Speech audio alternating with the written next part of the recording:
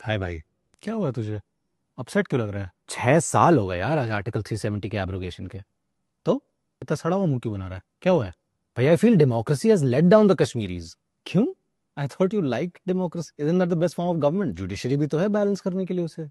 पर कहाँ बैलेंस किया जुडिशरी ने? Do you really think that the way article 370 was abrogated was really democratic? Wait wait wait, why do you think it was undemocratic? सब तो संविधान के हिसाब से हुआ था ना। फिर सुप्रीम कोर्ट ने अपने जुडिशियल रिव्यू से उसे वैलिड और जस्टिफाइड नहीं बताया। या तो तुम सुप्रीम कोर्ट के फैसले से अग्री नहीं करते, which is totally fine, that is a healthy thing to have in a democracy. पर उसकी वजह से पूरे डेमोक्रेटिक इंस्टीट्यूशंस को बिकाऊ और कॉम्प्रोमाइज बताना is not just dangerous but it borders on anarchy.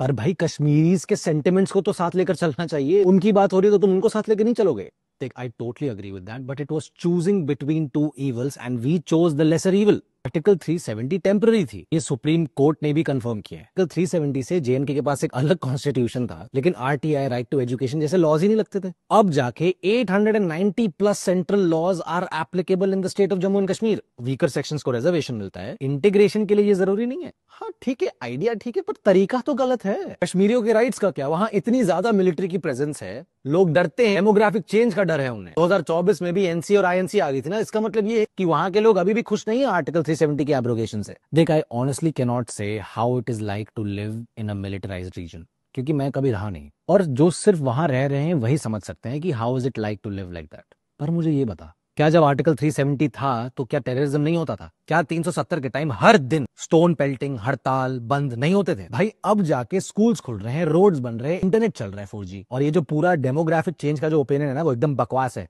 In India anyone can live anywhere they want. Bharat सबका है और सब उसमें रह सकते हैं। और दूसरी बात की तू नेशनल कॉन्फ्रेंस की जीतने की बात कर रहा है। Omar Abdullah himself had said that this is a free and fair election. ऐसा होता तो फिर बीजेपी जीतती नहीं क्या कश्मीर में? तो फिर बताओ आप कि क्या अच्छा हुआ है कश्मीर में इन द पास्ट 6 इयर्स। हाँ, 2023 में जम्मू एंड कश्मीर में टूरिज्म बूम हुआ। 21 मिलियन टूरिस्ट आए, जो 2022 में 16 मिलियन थे। और 2024 के लोकसभा इलेक्शन में 35 साल से सबसे ज्यादा वोटर टर्नआउट हुआ कश्मीर में। 2 साल में 66,000 करोड़ की प्राइवेट इन्वेस्टमेंट आई है। 456 MOUs worth 23,000 crore have been signed. Terror incident 68% कम हुए हैं। भाई सालों बाद थिएटर खुला है, स्ट्राइक कैलेंडर खत्म हुआ है, इंडस्ट्रीज आ रही हैं, फिल्म्स की शूटिंग रिस्टार्ट हो रही है। वेस्ट पाकिस्तान माइग्रेंट्स और देश के बाकी हिस्सों से आए हुए लोग 70 साल से रह रहे थे, उनको वोटिंग राइट्स अब जाके मिली हैं। और अब जाके 60s के SC कम्युनिटी के ब्राइट बच्चे जो पंजाब में रहते थे, वो अब जाके गवर्नमेंट जॉब्स पा सकते हैं। Isn't that equity?